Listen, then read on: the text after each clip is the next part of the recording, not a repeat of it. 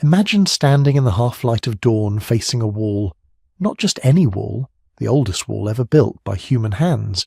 It rises from the earth like a memory-made solid, ancient mud, brick and stone that has stood for over 11,000 years. Your fingers touch the surface and you realize something profound. For 290,000 years, anatomically modern humans wandered the earth. No cities, no permanent homes, just endless movement, following herds, chasing seasons, living light and free under open sky. Then suddenly, almost overnight in evolutionary terms, everything changed. Right here, at this wall. What happened? What force was powerful enough to make nomadic people stop wandering and start building? What compelled them to trade the freedom of the open plains for life behind walls? This is the mystery that has obsessed archaeologists for nearly a century, and the answers they've found are way stranger than anyone expected. Today, over half of humanity lives in cities. We think of urban life as normal, as inevitable, as the natural endpoint of human progress. We assume the first cities must have been primitive versions of what we have now. Simple mud huts clustered around a well, maybe a basic temple, early humans just figuring things out. Wrong. The first cities were nothing like what we imagined. No kings, no palaces, no temples towering over cowering masses. The archaeological evidence shows something far more radical, something that challenges everything we thought we knew about civilization, power and human nature. If you're using this to fall asleep, that's exactly why I make these. So subscribe maybe, and tell me where you are and what time it is. I check the comments and it's like Tokyo at midnight, Toronto at twilight, all at once. There's something beautiful about all of us scattered across the planet, connected by curiosity about the very first people who chose to stop scattering. See, for most of the 20th century, archaeologists had a clean, simple story about how civilization began. First came agriculture about 10,000 years ago. Farming allowed food surpluses. Surpluses led to specialization. Specialization created social hierarchies. Hierarchies built cities. Neat, linear, logical. Then they started actually digging into the older settlements, and that clean story fell apart completely. The first permanent settlements weren't farming villages. They were built by people who were still primarily hunter-gatherers. The first large-scale communities didn't have obvious leaders or rulers. The first cities didn't have defensive walls to keep enemies out. And perhaps strangest of all, some of the earliest and most sophisticated urban centres were mysteriously abandoned at the height of their success, left empty for reasons we still don't fully understand. The discovery of these first cities rewrote human history. Not just ancient history, all of history. Because these weren't just old settlements, they were experiments. Radical social experiments in how humans could live together, and understanding what worked, what failed, and why these places were eventually abandoned tells us something crucial about ourselves, about the choices we're still making today. Tonight we're going back 11,000 years, back to a time when the last ice age had just ended and the world was warming into something new. Back to the moment when humans decided to try something that had never been done before, living together in permanent settlements of thousands of people. No genetic programming for this, no instinct. We're not ants. We didn't evolve to live in hives. This was pure invention, pure improvisation. We're going to walk the narrow streets of the oldest urban centres. We're going to enter the houses, surprisingly sophisticated houses, with their walls covered in strange art. We're going to meet the people, see what they ate, what they believed, how they buried their dead. We're going to witness their triumphs and their failures, the moments of breathtaking creativity and the evidence of shocking violence. Most importantly, We're going to try to answer the biggest question of all: why? Why did they do it? What did they gain by giving up the mobile life their ancestors had lived successfully for hundreds of thousands of years? And what did it cost them? Because here's what the archaeological evidence reveals. Becoming civilized nearly killed us. The first cities were disease-ridden, violent, and short-lived. Life expectancy actually dropped when people moved into permanent settlements. People got shorter, sicker, more stressed. Their bones tell a story of malnutrition and hard labor that nomadic hunter-gatherers rarely experienced. So why didn't they just leave? Why did they keep building, keep trying, keep experimenting with urban life even when it was clearly making them miserable? The answer is written in the walls, the oldest walls, and it's not the answer anyone expected. Let's begin at the beginning. Before the walls, before the cities, before everything changed. Before there were walls, before there were cities, before humans even conceived of living in one place for more than a season, there was movement. Endless, purposeful movement across landscapes that would seem impossibly abundant to modern eyes. Picture this. 15,000 years ago, somewhere in what we now call the Fertile Crescent, the Ice Age is finally releasing its grip on the planet. Glaciers that had covered much of Europe and Asia for 100,000 years are retreating northward, and in their wake something miraculous is happening. The Middle East is transforming into a paradise, not the desert we think of today, not the dry, harsh landscape of modern Syria, Lebanon, or southeastern Turkey. This was something else entirely. A Mediterranean climate on steroids. Rainfall that would make a modern farmer weep with joy. Temperatures perfect for plant growth nearly, year-round. And stretching across the hills and valleys from the Mediterranean coast to the Persian Gulf. Endless fields of wild wheat, barley and rye. These weren't the domesticated crops we know today. These were their wild ancestors, growing so thick in some areas you could walk for miles through chest-high grain. Anthropologists call this period the Natufian, named after a valley in Israel where the first evidence was discovered. But that name doesn't capture the sheer abundance of what was happening. This was nature's experiment in plenty, a test run for what agriculture might look like without humans having to do any of the work. And it wasn't just plants. The grassland supported herds of gazelles numbering in the tens of thousands, wild cattle, deer, onagers, wild sheep and goats, flocks of birds so vast they darkened the sky during migration seasons. Rivers and streams teemed with fish. The landscape was a protein buffet that renewed itself every year. Into this paradise came small groups of human hunter-gatherers, your ancestors, people who had spent the previous 200,000 years perfecting the art of survival through mobility.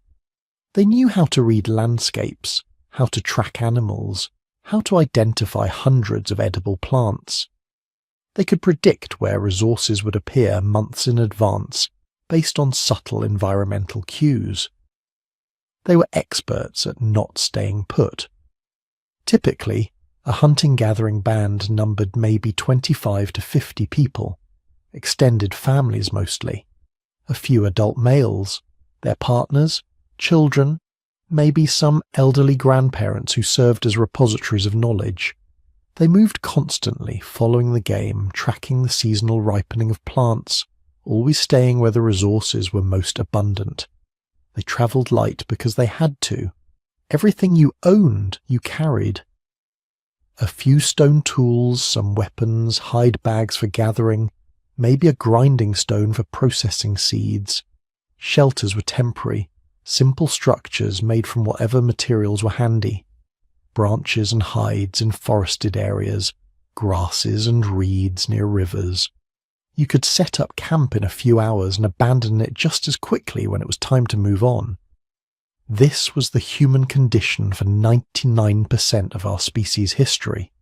constant movement, intimate knowledge of the landscape, survival based on flexibility, and the ability to exploit whatever resources presented themselves. It worked. Our ancestors weren't just surviving, they were thriving, spreading across every continent except Antarctica, adapting to environments from tropical rainforest to Arctic tundra. But then something strange started happening in the Fertile Crescent. Some groups stopped moving, not completely, not all at once, but enough to notice. Archaeological sites from around 13,000 years ago show something unprecedented.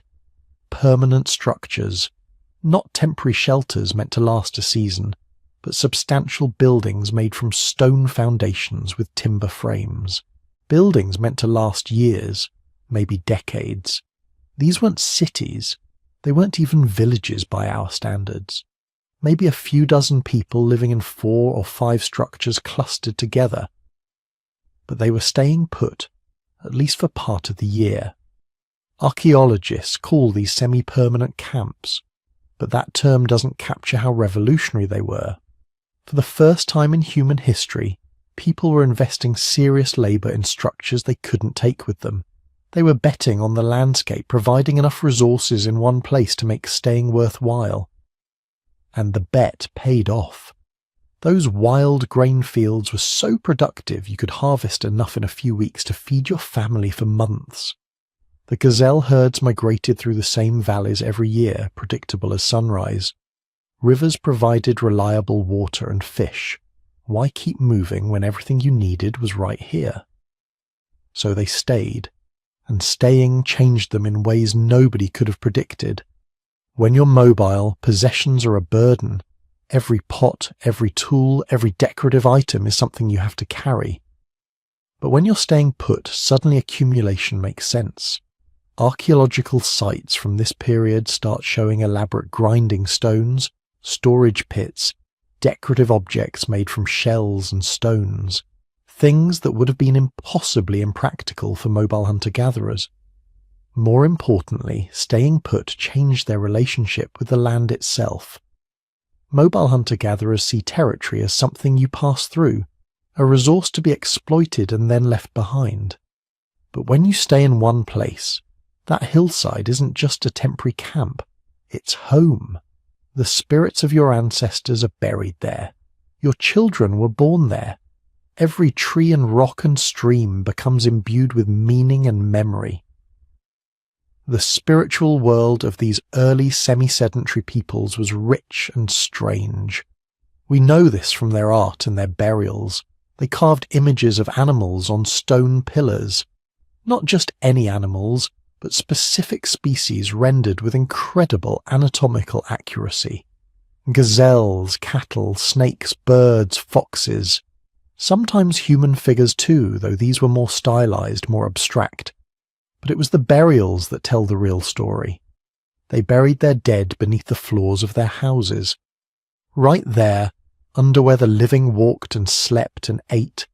Sometimes they would dig up the skulls months or years later, cover them with plaster, paint them to look alive, give them shell eyes.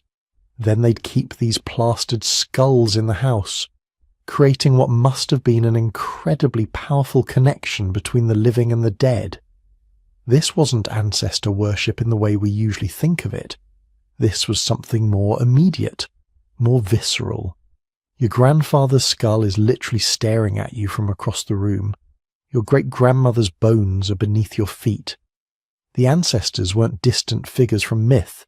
They were present, watching, part of the daily fabric of life. And the animals weren't just food anymore. They were spiritual beings, partners in a cosmic drama that humans were only beginning to understand. Some sites show elaborate feasting remains, hundreds of gazelle bones from communal hunts, suggesting ritual meals that brought scattered groups together. These weren't just practical activities. They were ceremonies that reinforced social bonds and spiritual connections between humans, animals, and the land itself. For over 2,000 years, this system worked beautifully. The Natufian people lived well, multiplied, spread across the Fertile Crescent in dozens of semi-permanent settlements. They weren't farmers yet, but they were experimenting with managing wild plants, maybe doing some light weeding, protecting productive stands of grain from animals. They were on the cusp of something transformative. Then the sky fell. Well, not literally, but close enough. Around 12,800 years ago, something catastrophic happened to Earth's climate. We call it the Younger Dryas, named after a flowering plant that suddenly became common across Europe. But that name is far too gentle for what actually occurred. In less than a decade, possibly in just a few years, average temperatures across the northern hemisphere dropped by 10 to 15 degrees Celsius. The warm, wet climate that had turned the Fertile Crescent into paradise vanished like someone flipping a switch. The cause is still debated. Some scientists think fresh water from melting glaciers disrupted ocean currents that carry heat northward. Others suggest a comet impact or volcanic eruption. What matters is the effect. Those endless fields of wild grain withered and retreated to tiny refuges. The gazelle herds crashed as grasslands turned to scrub. Rivers that had flowed year-round became seasonal. The buffet was closed. For people who had become accustomed to abundance, who had built permanent homes and developed elaborate spiritual connections to specific landscapes, this was catastrophic. Archaeological evidence shows many Natufian settlements were abandoned. Some groups went back to full mobile hunting and gathering, returning to the ancient strategy of avoiding disaster through movement. The population probably crashed. But some groups refused to leave, or maybe they couldn't. By this point, they'd been living in permanent settlements for hundreds of years, dozens of generations. The semi-mobile lifestyle of their ancestors was knowledge that had been lost.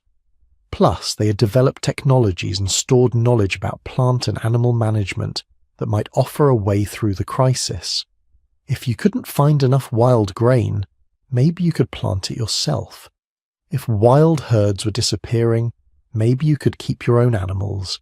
This is the critical moment, the fork in the road where humanity could have gone back to the old ways, or pushed forward into something unprecedented. Some populations chose tradition.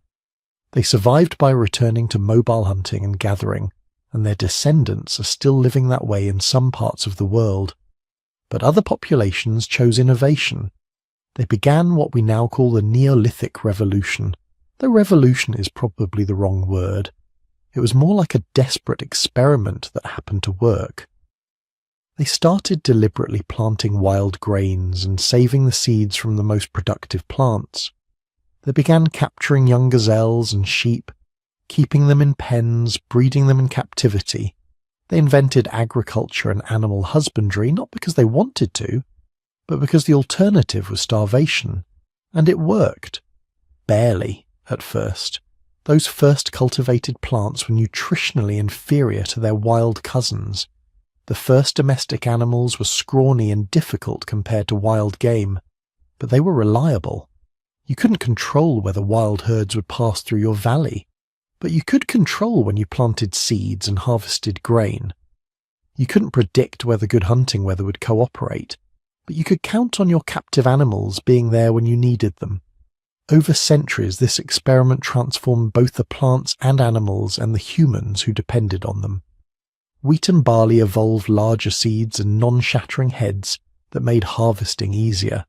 Sheep and goats became docile and dependent.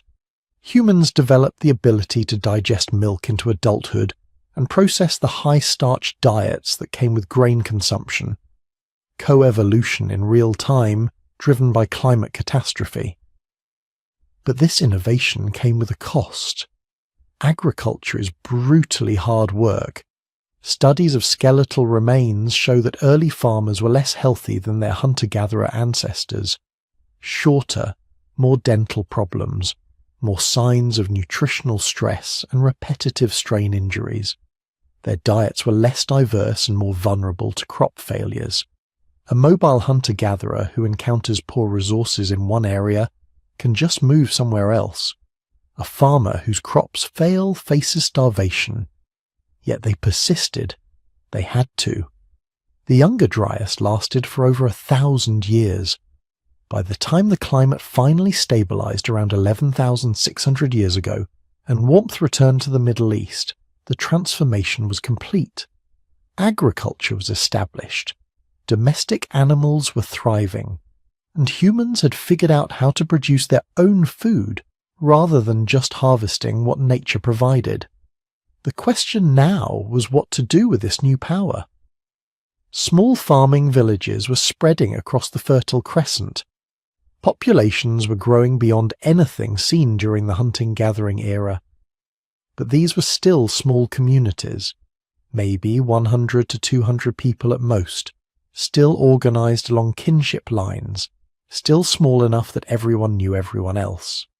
Then one group, on one hilltop in southern Anatolia, decided to try something that would have been unthinkable just a few generations earlier. They decided to build not a village but a city, a place where thousands of people would live together surrounded by walls, creating the first true urban experiment in human history. They called their creation Çatalhöyük, and nothing would ever be the same. Let's talk about what happened roughly 9,000 years ago in what is now south-central Turkey. Because what emerged there shouldn't have been possible. Not yet. Not according to everything we thought we knew about how human societies develop. The place is called Çatalhöyük, and for decades after its discovery, archaeologists couldn't agree on what to call it. Was it a village? A town? Something else entirely? Because nothing in the archaeological playbook prepared anyone for what they found buried beneath those Turkish wheat fields. Here's the problem. When you're trying to define what makes a city, you run into trouble fast. Population size. That's arbitrary. Rome started as a cluster of huts. Athens was smaller than many modern suburbs for centuries. Social complexity. Hard to measure from ruins. Monumental architecture.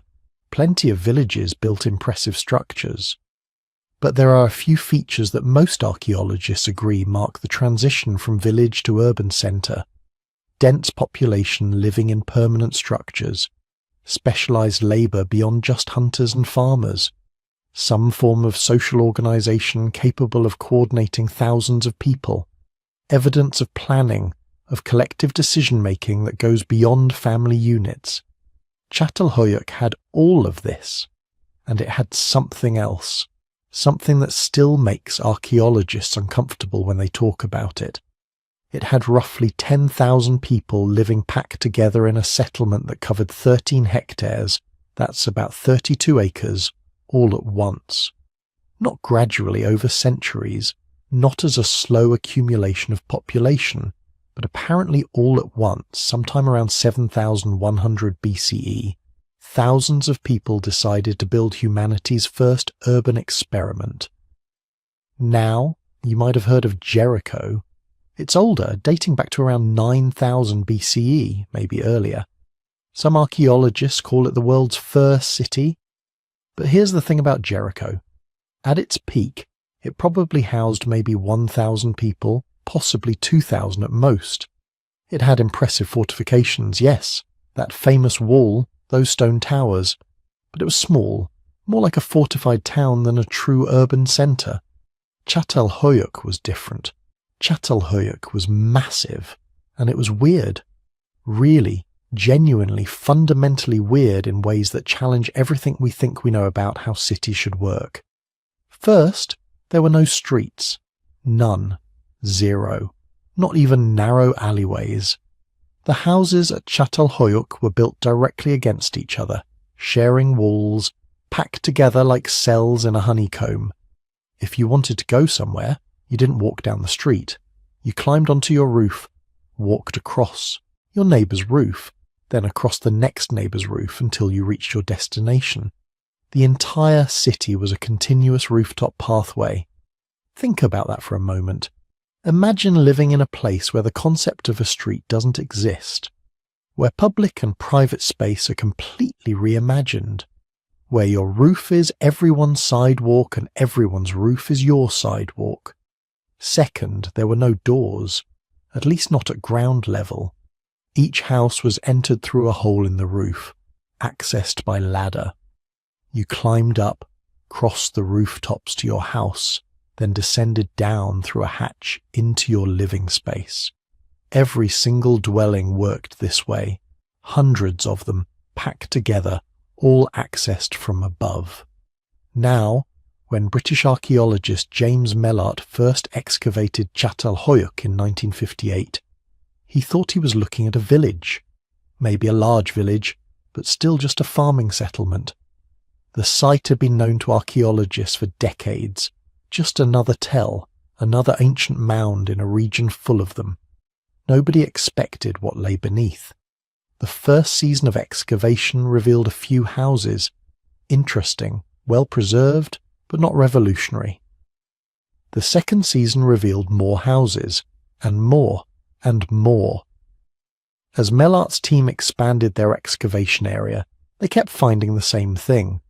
Densely packed rectangular structures, all built in the same strange style, all accessed through roof hatches, all sharing walls with their neighbours. By the third season, Mellart realised he wasn't excavating a village at all. He was excavating something unprecedented, a settlement so large, so densely populated, so clearly organised according to some grand plan that it defied every assumption about how early farming communities should look. The scale becomes clear when you understand the layout. Each house was roughly rectangular, about 25 square metres on average. That's roughly 270 square feet, roughly the size of a modern studio apartment. Inside, the layout was remarkably standardised. A main room with built-in platforms along the walls that served as both seating and sleeping areas, a hearth for cooking and warmth, an oven for baking, storage bins set into the floor, and beneath it all, burial chambers where residents entomb their dead. But here's what makes Çatalhöyük truly urban rather than just a big village. The houses weren't scattered randomly or clustered in family compounds. They were organised in a precise grid pattern. Not a perfect grid. This wasn't ancient Rome with its rigid city planning, but clear evidence of systematic organisation. Neighbourhoods of similar-sized houses, all oriented roughly the same way, all built to the same general specifications. Somebody planned this. Or more likely, many somebodies, working together, following shared rules about how houses should be built and where they should go. This is collective decision-making on a scale that shouldn't exist in a society without writing, without bureaucracy, without any of the administrative apparatus we associate with urban planning. And they didn't just build one layer of city. Çatalhöyük was continuously inhabited for nearly 1,400 years. Over that time, as old houses crumbled or were demolished, new ones were built directly on top, following the same layout, maintaining the same streetless rooftop pathway design. The site formed a tell, an artificial mound made up of layer upon layer of collapsed and rebuilt houses, eventually rising to a height of over 20 metres, that's about 65 feet, above the surrounding plain. Archaeologists have identified at least 18 distinct building levels. Each represents a generation or two of occupation. Each shows roughly the same layout, the same population density, the same basic urban design. For nearly 1,400 years, the people of Çatalhöyük maintained this bizarre experiment in urban living, passing down through dozens of generations the knowledge of how to build and maintain a city without streets. The population estimates are staggering when you think about what they mean. At any given time, between 5,000 and 10,000 people were living in this settlement. Compare that to Jericho's 1,000 to 2,000.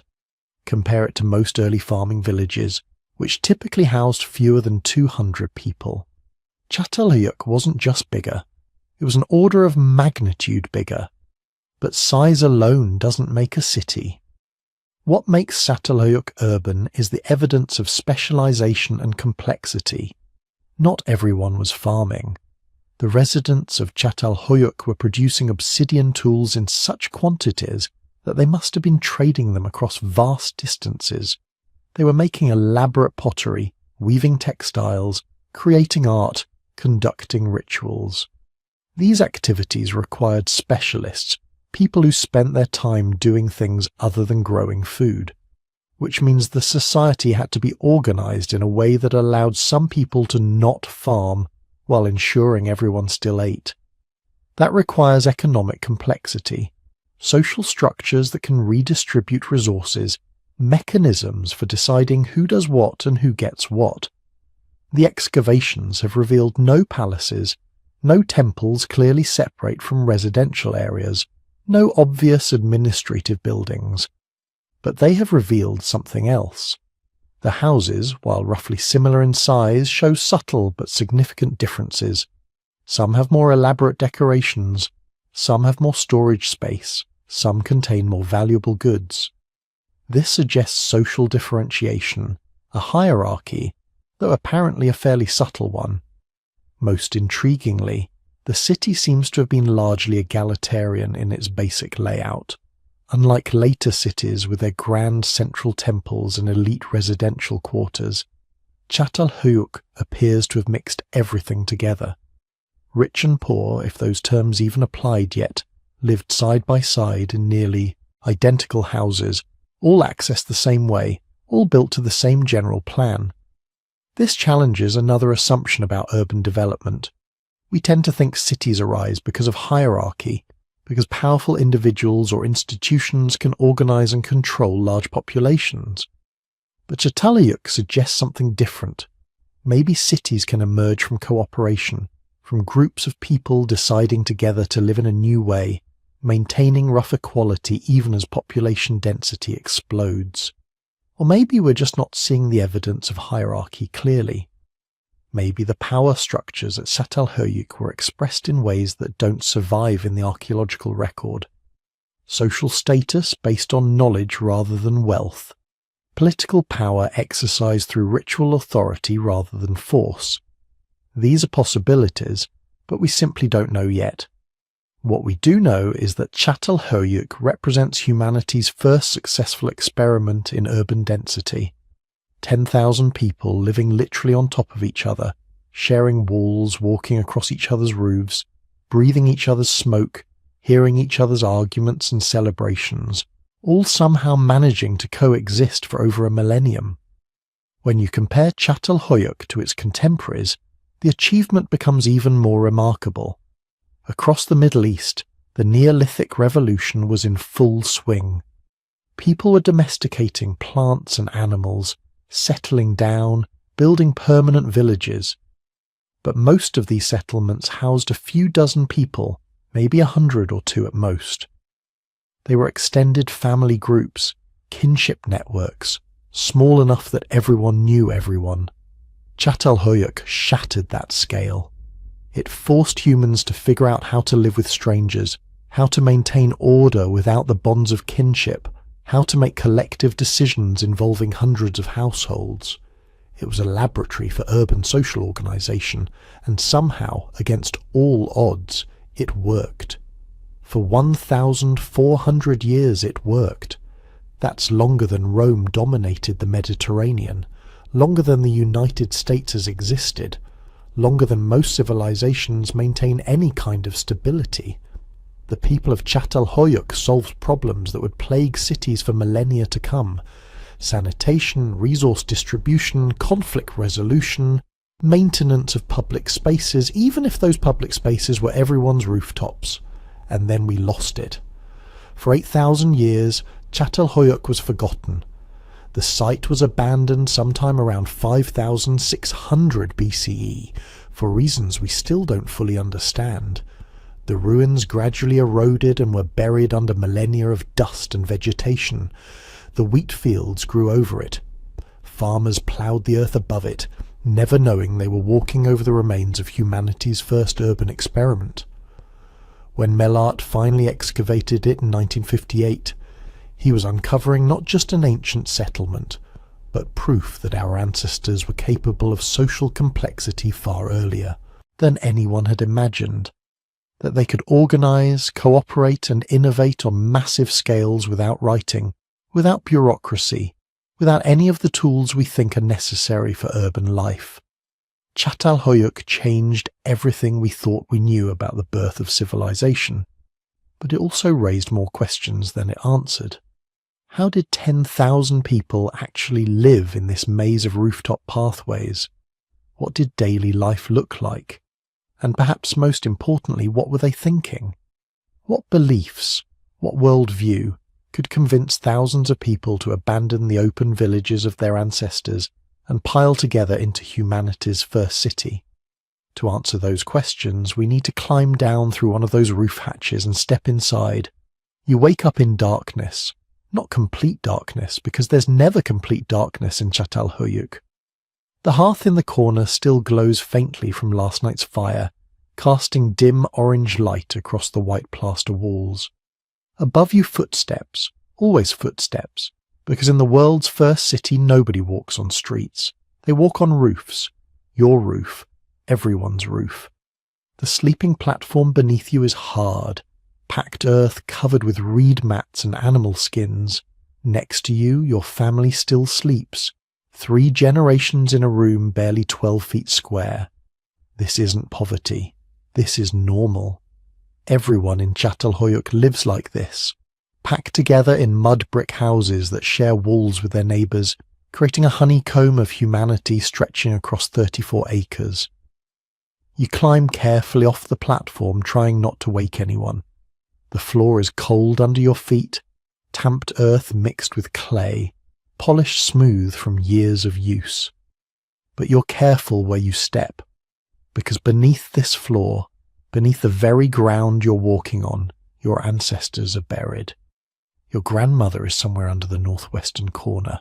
Your infant brother, who died 3 years ago, rests beneath the sleeping platform. Maybe 8 or 9 bodies total, interred over the decades this house has stood. This isn't creepy to you. This is comfort. Your family isn't just living in this house. They're part of it. Their bones literally support the structure. When you die, you'll join them, wrapped in a reed mat and buried in a fetal position in the same earth where you spent your life sleeping, eating, and raising children. The ladder is in the centre of the room, leading up through the only opening in the house. No doors, no windows, just this hole in the roof serving as entrance, exit, chimney, and only source of light. You climb up, pushing through into the morning air, and suddenly you're in a different world. The rooftops of Çatalhöyük stretch in every direction, a vast expanse of flat mud brick surfaces broken up by countless ladder holes and the occasional courtyard where smoke rises from communal ovens. People are already moving, walking from roof to roof, balancing baskets on their heads, carrying water jars from the river, leading goats across the tops of houses.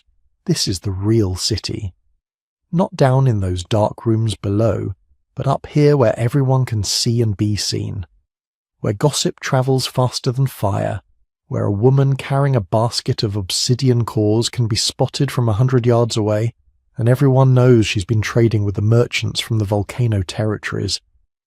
The sun is just coming up over the Konya plain, turning the sky pink and orange. In the distance, you can see the twin volcanoes of Hasan Dağ, 60 miles away but visible on clear mornings. That's where the obsidian comes from, the black volcanic glass that's made Çatalhöyük wealthy. Without those volcanoes, this city probably wouldn't exist. But we'll get to that. First, you need to eat. You make your way across the roofs, following paths worn smooth by thousands of feet. Some roofs have low walls around the ladder holes to keep children from falling in. Others are completely open, and you have to be careful not to step into someone's house by accident. The etiquette is simple, though. If you can see the ladder, you can walk near it. If you can't, you're trespassing. The communal oven is in a courtyard 3 houses over. Several families use it, taking turns baking bread, roasting meat, and preparing the einkorn wheat that's become the staple of life here. Inkhorn is a recent innovation, relatively speaking. Your great-grandparents ate mostly wild grains and game. Now people are deliberately planting wheat, tending it, harvesting it. Nobody calls it agriculture yet. Nobody calls it anything. It's just what you do to survive. A woman is already at the oven, shaping flat discs of dough mixed with water and wild lentils. The smell is incredible, yeasty and warm. You exchange greetings, news about whose child is sick, whose husband brought back a deer yesterday. This is how information flows in Çatalhöyük, through these casual morning conversations that connect every household to every other household within a few degrees of separation. The bread is ready quickly, baked on hot stones inside the clay oven. You take your portion and head back to your house, but you don't go inside yet. Instead, you sit on the roof, legs dangling over the edge, eating warm bread and watching the city wake up. And it is waking up. By now, hundreds of people are moving across the rooftops. You can identify occupations by what they're carrying. The obsidian workers head to the southern edge of the settlement where the workshops are. The textile weavers gather in certain courtyards where the light is best. The potters make their way to the clay pits just outside the city, carefully navigating down the outer ladders that connect the roof level to the ground. Because that's the thing about Çatalhöyük. The ground level barely exists. Oh, there are narrow alleys between some houses where rainwater drains and refuse piles up. There are workshops built into the gaps between buildings, but there are no streets, no plazas, no public squares. Everything important happens on the roofs or inside the houses. The city isn't built horizontally like modern cities. It's built vertically, a dense cluster of rooms stacked together with life happening above them. You finish eating and head inside to start your work. Your family makes obsidian tools. Not the finest work, not the mirrors and ceremonial blades that take months to produce, but basic tools, cutting flakes, scrapers, knives that people use every day. It's skilled work, requiring knowledge passed down through generations, but it's not specialized enough that you only do this. Nobody in Çatalhöyük only does one thing. The obsidian cores are stored in the southwestern corner of the main room, wrapped in leather to protect them. You take one out, feeling its weight, examining it for flaws. Obsidian is tricky material. Hit it wrong, and the whole piece shatters. Hit it right, and you can produce edges sharper than modern surgical steel. You work through the morning, using an antler hammer to carefully strike flakes off the core. Each piece requires judgment, angle, and force calculated by feel and experience. The sound echoes in the small room, a sharp crack each time stone meets stone. Your children watch, learning. Your mother offers advice, correcting your angle when you're about to make a mistake she can see coming from decades of experience. By midday, you have a dozen usable blades. Not bad.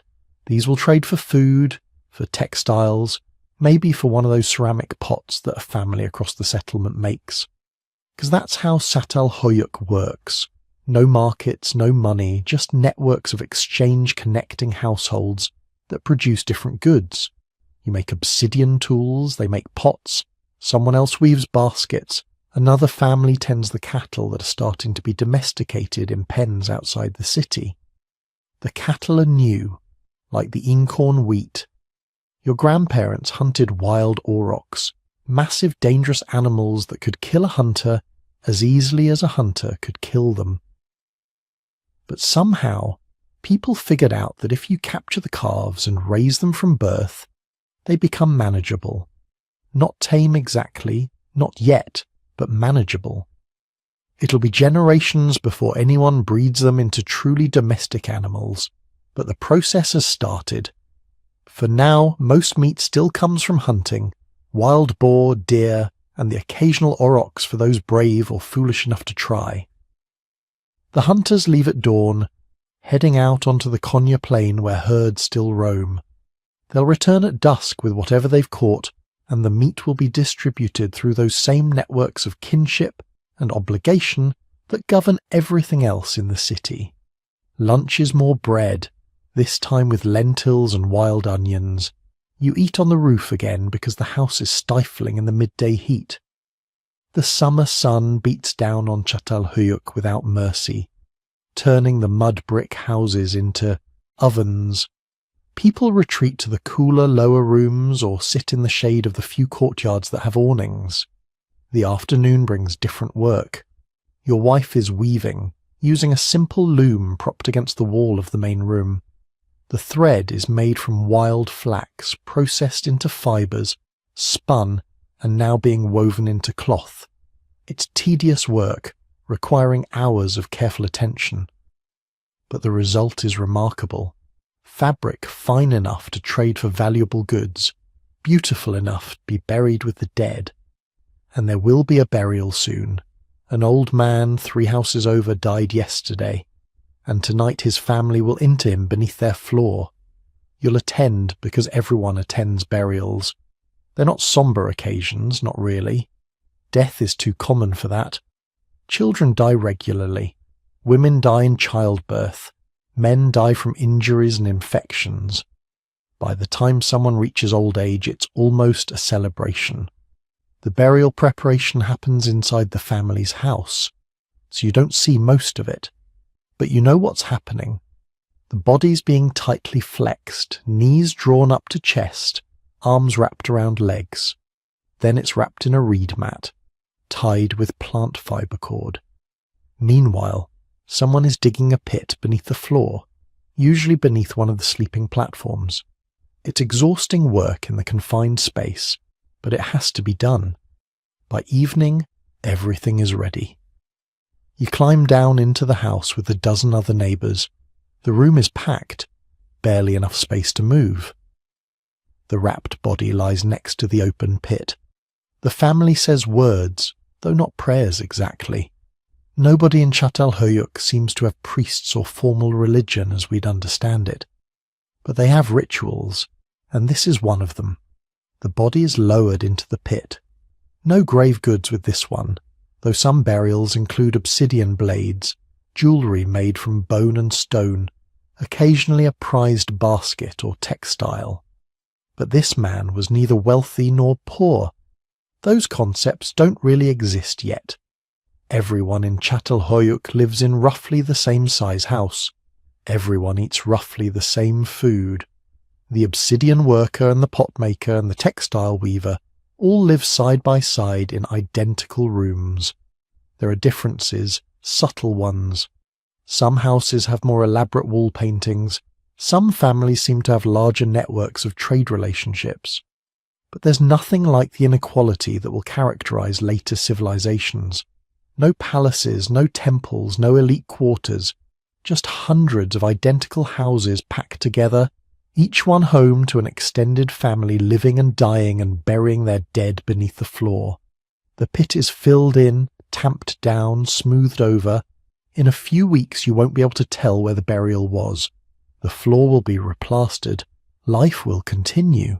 The man will become part of the house, his bones mixing with his ancestors' bones, all of them supporting the structure where his children and grandchildren will live. You climb back up to the roof as night falls. The city is settling down, smoke rising from hundreds of hearths as families prepare evening meals. The smell of cooking meat and baking bread drifts across the rooftops. Children are called inside, goats are secured. The last of the workers return from the fields and workshops. You sit for a moment before descending into your own house, looking out across this impossible place. 10,000 people living together without streets, without rulers, without any of the structures that we think cities require. Just families in rooms connected by roofs and kinship, and the shared project of survival. Tomorrow you'll wake up and do it all again. And the day after that, and the day after that. For 1,000 years people will live this way in Çatalhöyük, generation after generation climbing ladders and walking roofs and burying their dead beneath their floors. They don't know they're making history. They don't know this is humanity's first experiment with urban life. They're just living, eating, working, dying. But they're also creating something that's never existed before. A new way of being human. A way that will echo through every city that comes after, every civilization that rises and falls. And it all starts here, in these dark rooms beneath the rooftops, in the world's oldest walls. Now we need to talk about what these people believed.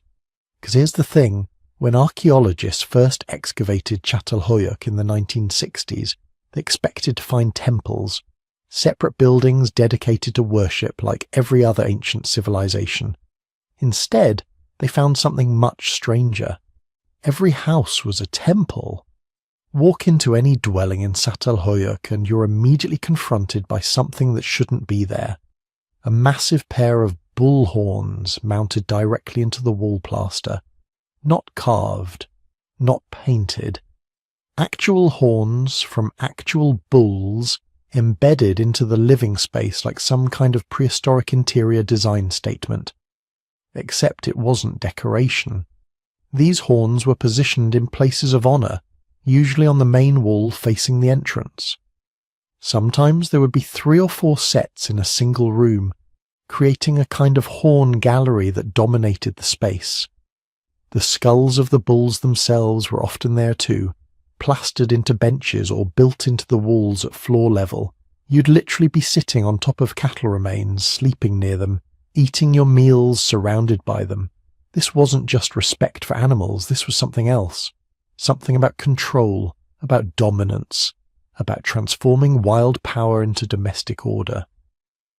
But the bulls were just the beginning. Look up at the walls and you'd see paintings, not simple decorations or random patterns, but sophisticated multi-layered artworks that showed something profound about how these first city dwellers saw their world.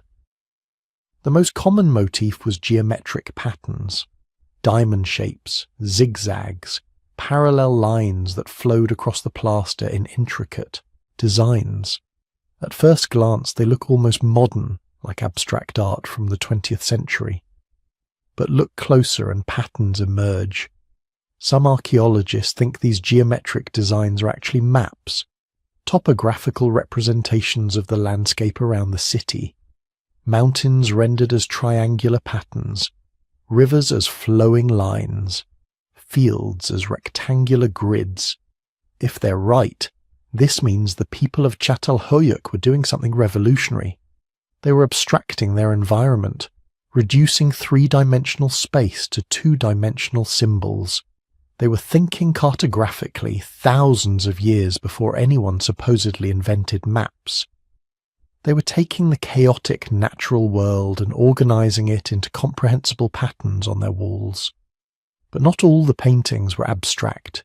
Some were brutally, vividly realistic. Leopards, painted life-sized, stalking across walls in hunting poses.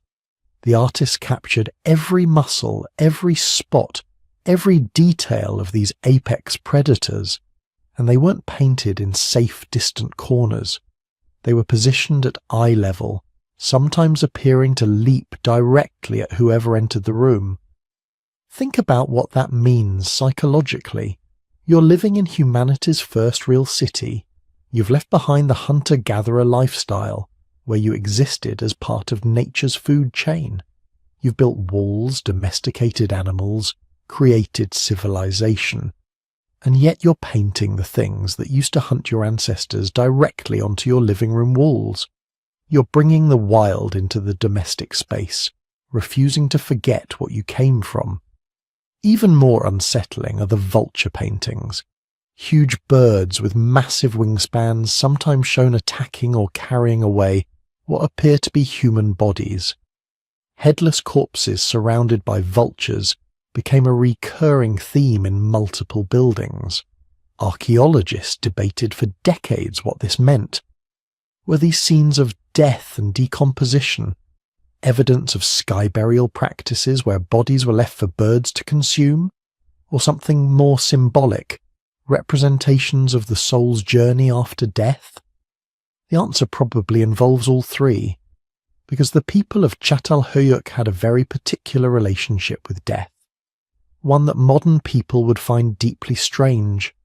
They kept their ancestors in the house. When someone died in Çatalhöyük, they weren't taken away to some distant cemetery. They were buried right under the floor of the family home, multiple generations stacked on top of each other in shallow graves beneath the very platforms where people slept and ate. You were literally living on top of your dead relatives. But it gets weirder. Sometimes, after the body had been buried long enough for the flesh to decompose, people would dig it back up. They'd carefully remove the skull, then replaster it. They'd rebuild the face in clay, painting the features, recreating the person's appearance in a kind of prehistoric death mask.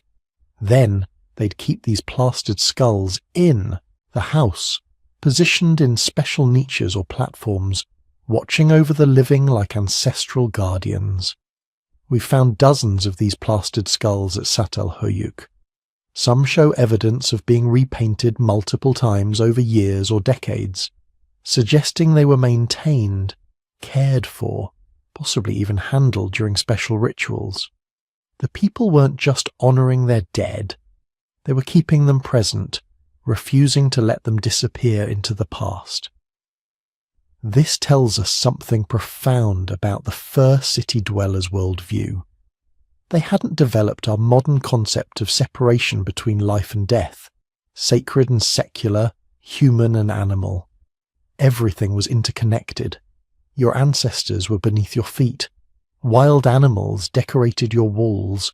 The power of bulls was trapped in plaster. The natural and supernatural occupied the same space. And then there's the most famous artifact ever found at Çatalhöyük, the seated woman. She's a small figurine, maybe 6 inches tall, carved from clay and fired in a kiln. She sits on what appears to be a throne or chair, her arms resting on the heads of 2 large felines, probably leopards. Her body is massive, voluminous, representing either pregnancy or simply abundant flesh. Her face is tiny by comparison, almost featureless, and she radiates power.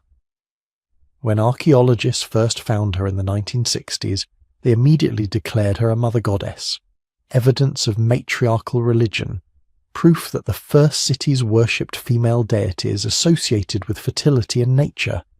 For decades, she became an icon of feminist archaeology, suggesting that before patriarchal civilizations took over, humans lived in goddess-worshipping egalitarian societies.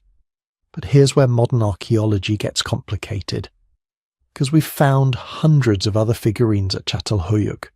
Male figures, female figures, animal figures, figures that are ambiguous or deliberately gender-neutral. The seated woman isn't unique. She's just the most impressive example of what appears to be a widespread practice of creating anthropomorphic representations. Some archaeologists now think these figurines weren't gods or goddesses at all. They might have been teaching tools, used to explain concepts to children, or they might have been magical objects, believed to embody certain powers or qualities, or they might have been toys. The truth is, we don't know. We're looking at objects created 9,000 years ago by people whose worldview was radically different from ours, and we're trying to interpret them through the lens of modern religion. What we can say is that the people of Çatalhöyük had sophisticated symbolic thinking. They created representations of humans and animals. They understood abstraction and metaphor. They engaged in practices that involved ritual, belief, and communal meaning-making. Whether they worshipped goddesses or practiced shamanism, or had religious concepts we can't even imagine, they were clearly grappling with the same fundamental questions that drive human spirituality. Where do we come from? What happens when we die? What forces control our lives? The evidence of communal feasting suggests they sometimes came together to address these questions collectively. We've found special buildings, slightly larger than normal houses, with evidence of massive food preparation. Hundreds of people could have gathered in these spaces. Chemical analysis of the floors shows repeated episodes of feasting involving meat, grains, and possibly fermented beverages, something like beer or ale, though we can't be certain. Picture one of these gatherings. Maybe it's after the harvest, when food is abundant and the community can afford to consume lavishly. People climb down through the roof holes of their houses and make their way to the designated feasting building. Inside, fires are burning. Massive cooking pots are boiling grain-based porridge mixed with wild herbs. Meat is roasting, filling the space with smoke and smell. Someone, maybe a person with special knowledge about the spirit world, begins to speak or chant. The gathered crowd falls silent. What happened next is speculation, but it's informed speculation. Many archaeologists think Çatalhöyük had individuals who served as intermediaries with the spiritual realm, not priests in the formal sense because there don't seem to be religious hierarchies, but shamanic practitioners who could induce altered states of consciousness through fasting, rhythmic music, or possibly psychoactive substances. We know that several plants with consciousness-altering properties grew wild in the region around Çatalhöyük. Cannabis, opium poppies, certain species of mushrooms. Whether the inhabitants used them is uncertain, but they had the knowledge and the opportunity, and the art they created, those swirling geometric patterns and visionary animal images, has qualities that some researchers compare to imagery produced during trance states. This is where the psychology gets really interesting, because what these first city dwellers were doing was revolutionary at a cognitive level. For hundreds of thousands of years, humans had lived as part of nature. We moved with the seasons, we ate what we could hunt or gather, we sheltered in caves or temporary camps. We were embedded in the natural world, subject to its rhythms and dangers. Then in places like Çatalhöyük, everything flipped. Suddenly humans were controlling nature. We were growing our own food. We were choosing which animals to breed. We were building permanent structures that defied the weather. We were creating our own rhythms, our own patterns, our own order. But that transition was psychologically terrifying. By controlling nature, we'd separated ourselves from it. We created a new category, civilization, a human-made world distinct from the wild world outside the settlement. And that separation came with profound anxiety. That's why the walls were covered with wild animals. That's why bullhorns dominated the living spaces. That's why vultures carried away the dead in painted scenes. The people of Çatalhöyük were trying to bridge the gap they'd created. They were bringing nature into their homes, not just as decoration, but as a way of maintaining connection with the wild world they'd left behind. They were trying to control nature and honour it simultaneously, to dominate animals while respecting their power, to live in permanent houses while remembering their ancestors who'd lived under open skies. This tension between civilization and wildness, between human order and natural chaos, would define all of human history from that point forward. The people of Çatalhöyük were the first to feel it, the first to try to resolve it through art and ritual and belief. They didn't fully succeed. Nobody has. We're still grappling with the same fundamental contradiction. We want safety and order, but we're drawn to wildness and freedom. We want to transcend nature, but we can't escape our origins as animals who once lived in fear of leopards and depended on the cycle of seasons. The difference is, the people of Çatalhöyük were honest about this tension. They made it visible on their walls. They embedded it in their floors. They lived with it every single day, sleeping above their ancestors and beneath images of the wild. But this new way of living, this first experiment in urban civilization, came with costs that nobody could have anticipated. Costs that would only become apparent after people had been living behind walls for generations. But living in the world's first city came with a price written in bone, etched in teeth, carved into skulls that archaeologists would find millennia later. Because here's what nobody tells you about civilization. It made us sicker, more violent, more stressed. And for the first few thousand years, it probably shortened our lives. The evidence is right there in the skeletons. Walk through the storage rooms of any museum that holds remains from Çatalhöyük, and you'll see it. Bones that tell stories of suffering that hunter-gatherers rarely experienced. Diseases that didn't exist before people decided to live wall to wall with thousands of their neighbours. Start with the most obvious thing: teeth. Hunter-gatherer skeletons from before the agricultural revolution show remarkably healthy teeth. Strong, intact, minimal decay. Makes sense. They ate a varied diet of meat, wild plants, nuts, and occasional wild fruits. Tough foods that clean their teeth as they chewed. No sugar to speak of. Plenty of nutrients to keep their enamel strong. Now look at the teeth from Çatalhöyük. It's a different story entirely.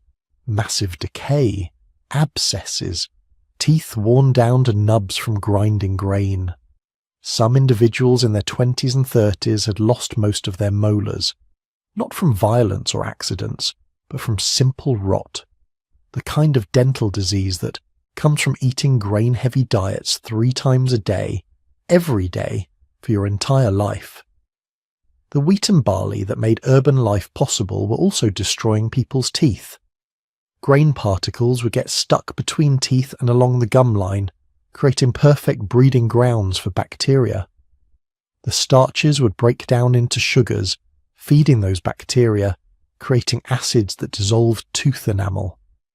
And unlike hunter-gatherers who ate and moved on, these people were eating grain at every meal, giving their teeth no break from the assault. Dental abscesses weren't just painful, they could kill you. Infections could spread to the jaw, the throat, eventually the bloodstream. In a world without antibiotics, a rotten tooth could be a death sentence, and these people had mouths full of them. But the teeth were just the beginning. Look closer at the bones and you see something that sends a chill through modern researchers, evidence of diseases that had never existed before, or at least never spread widely enough to leave their mark in the archaeological record. Tuberculosis. The telltale lesions show up on ribs and vertebrae from Çatalhöyük. This was one of humanity's first experiences with what we now call a crowd disease. TB needs dense populations to survive. It spreads through the air when infected people cough. It requires sustained close contact to pass from person to person. In the scattered bands of hunter-gatherers, TB couldn't gain a foothold. An infected individual would die or recover before spreading it widely. The disease would burn itself out. But pack 8,000 people into houses that share walls, where multiple families sleep in the same rooms, where the air is thick with smoke from cooking fires and no one ever gets far from their neighbours, and suddenly TB has paradise. It could jump from person to person, family to family, house to house. It could become endemic, always present in the population, waiting for someone with a weakened immune system to flourish in. The people of Çatalhöyük had no concept of germs, no understanding of infectious disease. They just knew that sometimes people developed the wasting sickness, the terrible cough that wouldn't stop, the fever that came and went, the slow decline that could take months or years, and there was nothing they could do but watch it happen. Other diseases came too. Parasites that hunter-gatherers rarely encountered suddenly became common. Intestinal worms that spread through contaminated food and water. In a settlement where thousands of people were living in close quarters, where sanitation meant tossing waste outside or burying it in pits, where water sources could become contaminated, parasites found ideal conditions to spread. The skeletal evidence shows chronic anemia in many individuals, likely caused by hookworms and other parasites that feed on blood in the intestines. These people weren't just hungry for nutrients. They were literally having their blood drained by invisible parasites they couldn't even see. And then there's the violence. This part is controversial among archaeologists. Some researchers emphasize that Çatalhöyük shows relatively little evidence of warfare or organized violence compared to later cities. No massive defensive walls, no piles of bodies showing signs of battle injuries, no warrior burials with weapons. But look at individual skeletons and the story gets darker. Multiple skulls show healed fractures, not accidents, not falls. Blunt force trauma consistent with being hit on the head with clubs or heavy objects. The injuries healed, meaning these people survived, but someone had struck them hard enough to crack their skulls. One skull shows evidence of being hit multiple times over the course of a life. Healed fracture on the left side from years earlier. Another on the right from more recently. This person was in fights, repeatedly, and survived. But how many others didn't? Some archaeologists interpret this as evidence of interpersonal violence, fights between neighbours, domestic abuse, arguments that escalated to physical assault. When you're living literally on top of each other, pressed wall to wall with minimal privacy, tensions rise. Disputes over resources, over social status, over perceived slights or violations of social norms. Sometimes those tensions explode into violence. Others suggest the injuries might be accidental. People falling from roofs, construction accidents, the hazards of daily life in a cramped settlement. But the pattern of injuries, concentrated on skulls, often from behind or from the side, suggests something more deliberate. Either way, it tells us something important. Life in the first city wasn't peaceful. Whatever benefits urban living provided, safety and tranquility weren't among them.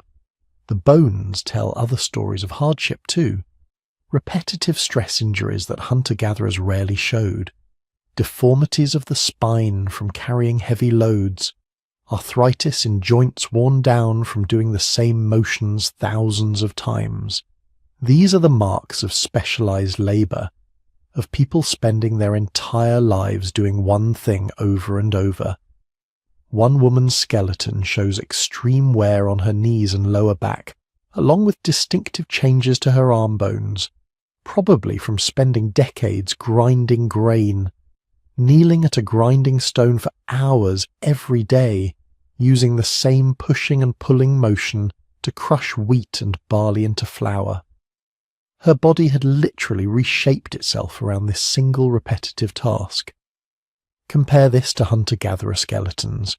They show wear patterns consistent with varied activities: running, climbing, throwing spears, digging, carrying. Their bodies reflect lives of diverse movement and activity. The Çatalhöyük skeletons show lives of monotony, the same tasks, day after day, year after year, until their bodies broke down from the repetition, and they were dying younger. This might be the most damning evidence of all. Hunter-gatherer populations that we can study from the archaeological record show that individuals who survived childhood had a decent chance of living into their 50s or 60s, some even longer. But at Çatalhöyük, average life expectancy after childhood was probably in the mid-30s, maybe early 40s if you were lucky. The grain diet wasn't providing enough nutrients, the diseases were taking a toll, the physical stress of daily life was wearing bodies down faster. For all the benefits of settlement life, longevity wasn't one of them. So here's the question that haunts researchers. Why did they stay? If city life was making them sicker, causing more violence, wearing out their bodies and killing them younger, why didn't they just leave? Return to the hunter-gatherer lifestyle that had sustained humans successfully for hundreds of thousands of years? Some probably did. The archaeological record shows population fluctuations. Times when parts of Çatalhöyük were abandoned, possibly as families decided they'd had enough and left for other opportunities. But most stayed, generation after generation, for over 1,000 years, enduring the diseases, the violence, the grinding labour, the shortened lives. Was it choice or necessity? That's what keeps anthropologists arguing. Some think it was a trap. Once you commit to agriculture and settlement life, you can't easily go back. You've forgotten the skills of your hunter-gatherer ancestors. You've grown dependent on stored grain. Your population has grown beyond what the surrounding wild resources could support. You're stuck. Others argue it was choice, that despite the costs, people genuinely preferred settlement life. The security of stored food, the social connections of living in a community, the access to trade goods and specialized crafts, the ritual life centered on the shrines and burials beneath their floors. Maybe they accepted the diseases and shortened lifespans as a reasonable price for these benefits. The truth was probably somewhere in between. Some stayed by choice, some by necessity. Some didn't really distinguish between the two. This was just life, the only life they'd ever known. Their parents had lived this way, their grandparents. It's what people did. You lived in the settlement, you grew grain, you worked until your body gave out, and when you died, your family buried you beneath the floor so you could watch over the next generations. But here's what really matters. These people, suffering through diseases they didn't understand, enduring violence they couldn't escape, grinding grain until their bodies broke, they were setting patterns that would echo through all of human history. The crowd diseases that emerged in Çatalhöyük would follow humanity forever. Tuberculosis is still with us, still killing people. So are the parasites, the nutritional deficiencies, the dental decay of grain-heavy diets. The social tensions of living in dense populations, the violence that emerges when people are pressed together with limited resources and no escape. That's still with us too. Urban crime, domestic abuse, the psychological stress of city living. All of it traces back to the first experiments in settlement life, even the repetitive stress injuries, the bodies reshaped by monotonous labour. Walk into any modern warehouse or factory and you'll see the same thing. People developing the same injuries their ancient predecessors suffered. Backs destroyed by lifting, joints worn out by repetitive motions. We've just gotten better at documenting it and slightly better at treating it. The people of Çatalhöyük were the first to pay the price of civilization, but they wouldn't be the last. Every city that came after would face the same challenges: disease, violence, social stress, shortened lives for many in exchange for benefits for some. And yet they stayed, just like we stay. Living in cities despite the crowds, the crime, the pollution, the stress. Because cities offer something we can't get elsewhere: connection, opportunity, culture, the chance to be part of something larger than ourselves. The first urbanites figured that out 9,000 years ago. They looked at the costs written in their aching backs and rotting teeth and tubercular lungs and decided it was worth it. Or at least decided they couldn't imagine any other way to live. We're still making that same calculation, still paying that same price, still living with the consequences of a choice made millennia ago by people who just wanted somewhere safe to store their grain and bury their dead. The walls they built didn't just contain a settlement, they contained a trap, a beautiful, terrible trap that humanity would never escape. Here's where the story of the first city gets really weird. You've got 10,000 people living wall to wall, literally in one place. For perspective, that's roughly the size of a small college campus or a large high school. Every person you'd pass on a daily basis, you'd probably recognize. Every voice filtering through those plaster walls somewhat familiar. But here's the mystery that keeps archaeologists up at night. Nobody was in charge. At least nobody left evidence that they were in charge. When you excavate later cities, even ones from just 1,000 years after Çatalhöyük, the power structures practically jump out at you. You find palaces, massive buildings with elaborate decorations where the ruler lived. You find temples, imposing structures that towered over everything else, broadcasting the power of the gods and the priests who spoke for them. You find royal tombs, burials so lavish and filled with such wealth that they might as well have neon signs saying "important person buried here."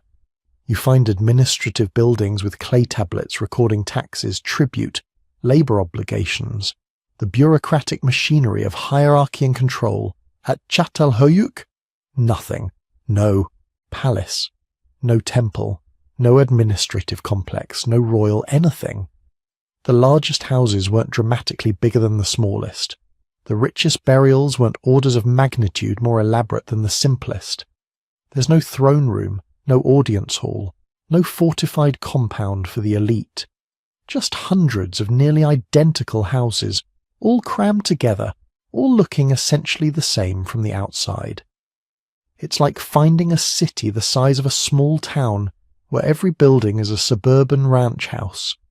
Possible, sure, but deeply strange when you're trying to figure out how it actually worked. So how did they do it? How did 10,000 people live together without someone obviously being in charge? The answer seems to be very carefully and in a way we'd barely recognise as governance at all. The archaeological evidence points to something radical. Çatalhöyük appears to have been organised around households rather than centralised authority. Each house was essentially an autonomous unit, a self-governing micro-community, multiple generations of the same family living, working, dying, and being buried under the floors of the same building. The house wasn't just where you lived, it was your identity, your security, your connection to your ancestors, your claim to resources and knowledge and social standing. And here's where it gets fascinating. These weren't temporary arrangements. Houses at Çatalhöyük were continuously occupied and rebuilt on the exact same spot for hundreds of years.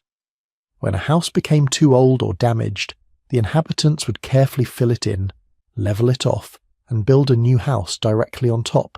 Same footprint, same orientation, same basic layout, like they were recreating their ancestral home over and over, maintaining continuity across generations. Excavators have found buildings with 5, 6, 7 layers of reconstruction spanning centuries. The same family, or their descendants, living in essentially the same house for periods that would dwarf the entire history of the United States. Your great-great-great-great-grandmother had slept in the same spot you sleep in, had ground grain at the same hearth, had buried her dead in the same corner under the same platform. The house was eternal, or as close to eternal as humans could make anything. This created an interesting social dynamic. Status and authority weren't about individual achievement, so much as about ancestry and continuity. The oldest houses, the ones with the deepest histories, carried the most weight. Archaeologists call these history houses, and they're one of the few clear signs of social differentiation in the settlement. History houses are slightly larger than average, though not dramatically so. They're more elaborately decorated with more wall paintings, more plastered bull skulls, more evidence of ritual activity. Most tellingly, they show unbroken sequences of occupation spanning the entire history of the settlement. These were the founding houses, the original families, the lineages that could trace their presence back to the very beginning. And they seem to have held special positions in the community. Not rulers exactly. There's no evidence they could command others or extract tribute. But they were knowledge keepers, the houses where important rituals were performed, where communal decisions might have been made, where the stories and traditions that held the community together were maintained and passed down. Think of them less like kings and more like the oldest, most respected families in a small town.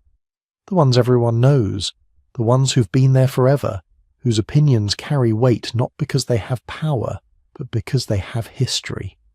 The difference is that at Çatalhöyük this wasn't informal social convention, it was literally built into the architecture. The history houses were physical embodiments of continuity and tradition. Knowledge transfer happened through these houses in ways that would have seemed natural to the inhabitants, but look alien to us. You didn't go to school. You learned by living in your house, watching your parents and grandparents, participating in the daily rhythms of work and ritual that had been performed in that exact space for centuries.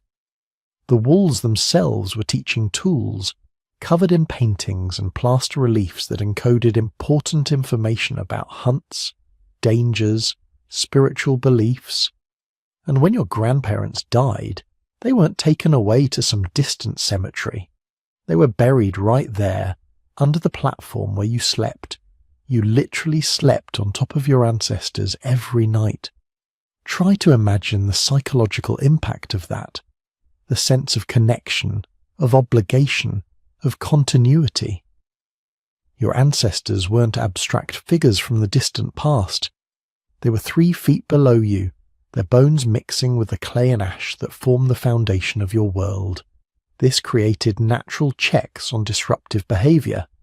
You couldn't just do whatever you wanted, because your actions affected not just you but your entire lineage. Cause problems, and you're not just risking your own status. You're risking the standing of your house, the reputation of your ancestors, the prospects of your descendants.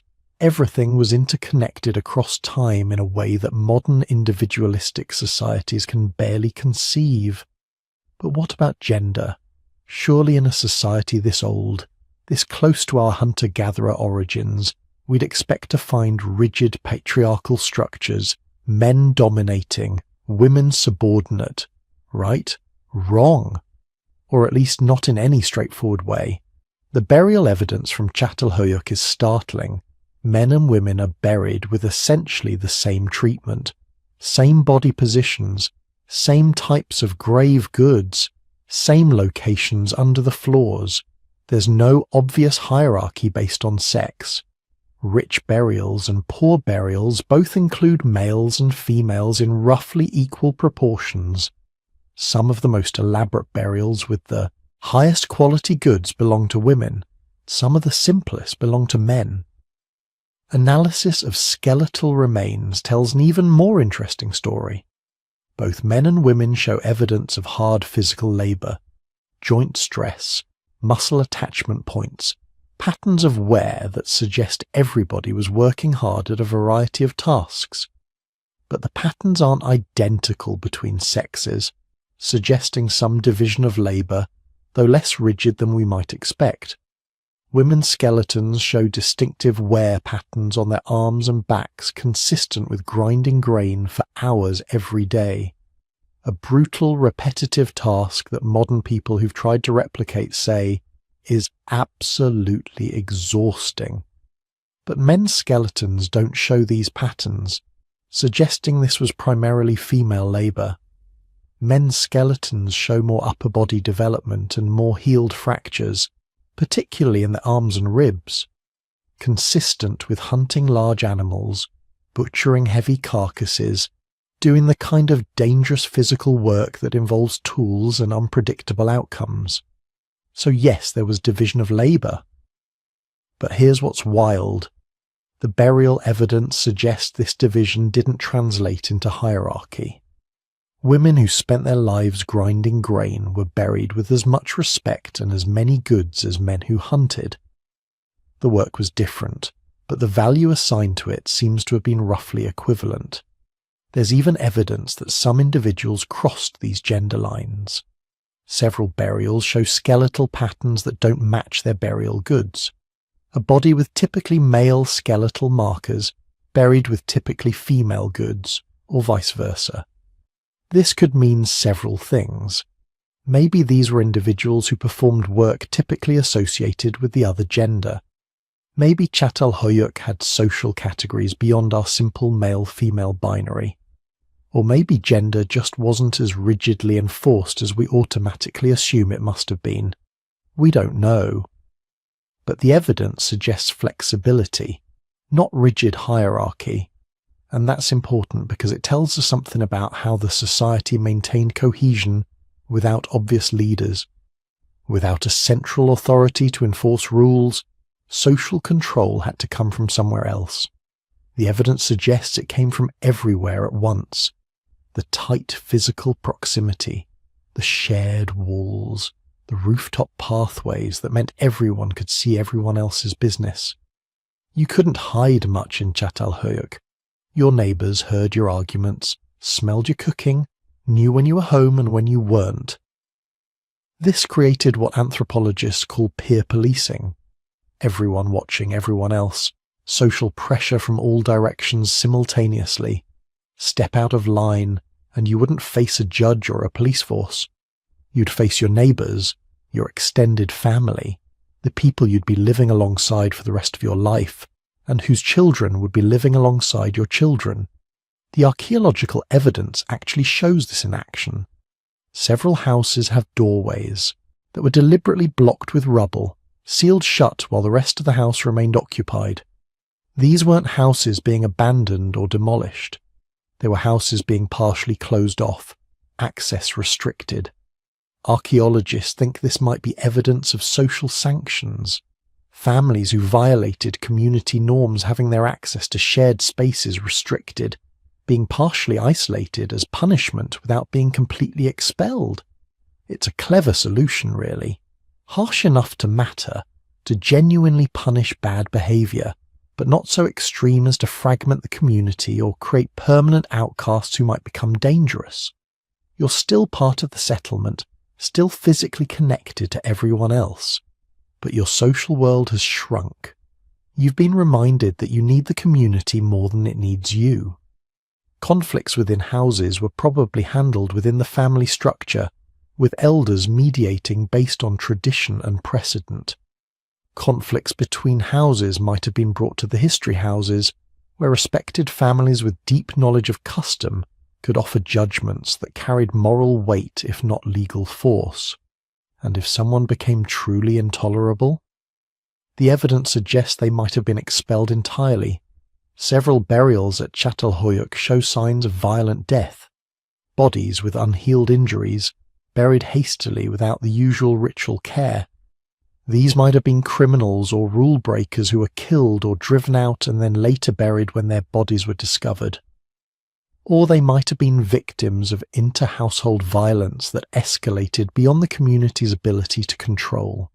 Violence was rare, but it existed. The society wasn't some peaceful utopia. It was 10,000 people crammed into close quarters with no escape valves, no way to just leave if you got angry or frustrated or couldn't stand your neighbours anymore.